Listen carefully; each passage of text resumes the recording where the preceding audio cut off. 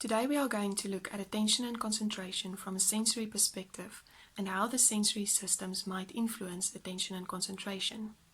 Three occupational therapists, also qualified in AIR's sensory integration, are going to answer some questions relating to this topic. The first question is, what role does the sensory systems play in attention and concentration? This question will be answered by Elise Jans van Rensburg. From the day that we are born, our sensory systems influence our levels of arousal. Think, for example, how hard it is to fall asleep in a room with a lot of light or noise. On the other hand, think how rocking a baby rhythmically can help them to fall asleep. All of our sensory systems are linked to the center in our brain that is responsible for regulating our levels of arousal and in turn influences our ability to concentrate. It is just as hard to concentrate when our nervous systems are overstimulated as when they are understimulated. Think, for example, how hard it is to remain focused in a boring lecture without interesting pictures or activities to help you to stay focused. Most of us will use strategies in such instances, maybe bouncing our leg up and down, eating or drinking something, writing, taking notes, or drawing pictures to help us to keep our focus. All of these strategies are an attempt to provide our nervous systems with more sensory input so that we can concentrate better. We all have different needs for and tolerance of sensory information. Therefore, there is no one-size-fits-all sensory strategy that we can use to regulate our ability to concentrate. What we do know is that some types of sensory input are stimulating, while other types of input are inhibiting. We can use this knowledge to tailor sensory strategies to best suit each person's sensory needs and in turn influence their ability to concentrate positively. Shanae Potgieter is going to help us understand what sensory adaptations can be made to a child's working station in order to support attention and concentration. Some children need more sensory input from the environment to be able to concentrate effectively. We refer to them as sensory seekers. If these children don't get enough sensory information from the environment, they find it difficult to concentrate. Other children get overwhelmed quite quickly with sensory information from the environment, which can lead to overstimulation. They are sensory sensitive. If these children get too much sensory information from the environment, they find it difficult to process and to make sense of the information, which directly influences their concentration. The following strategies can be used with the sensory sensitive children in order to optimize their concentration.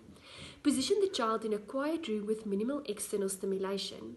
Homework should preferably not be done in front of the TV with the radio on or when someone is mowing the lawn. Limit the amount of visual stimulation in the room. The child's table and chair can be positioned in such a way that the child faces an empty wall. Earphones can be used to block out sounds.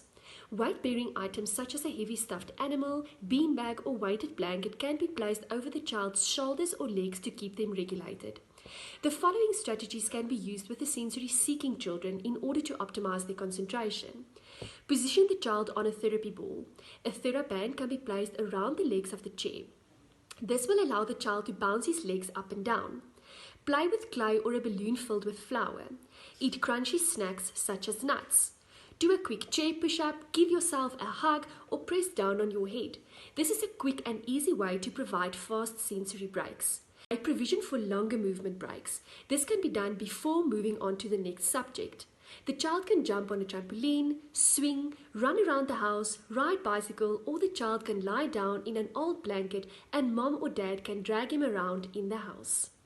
Elsa Viljoen will answer the question, what impact does the sensory systems have on emotional regulation, and can this influence attention and concentration? If a child is over or understimulated and struggles with self-regulation, it has a negative impact on their ability to focus and to concentrate optimally. The child will usually react emotionally and a sensory meltdown may occur. The child now needs the support of the parent or caregiver.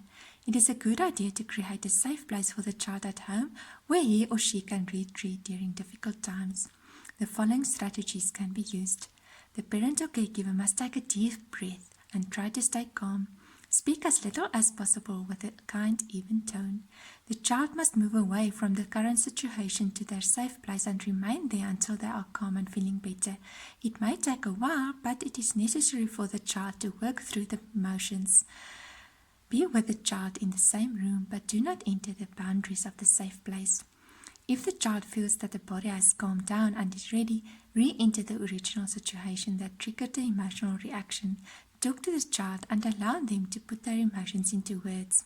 Make the necessary adaptations or changes, continue with the task and see it through to the end.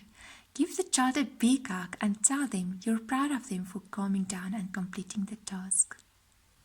We hope that this information is valuable to you as parents regarding your child's attention and concentration. Please feel free to like our Facebook page for additional tips regarding attention and concentration, as well as other developmental aspects.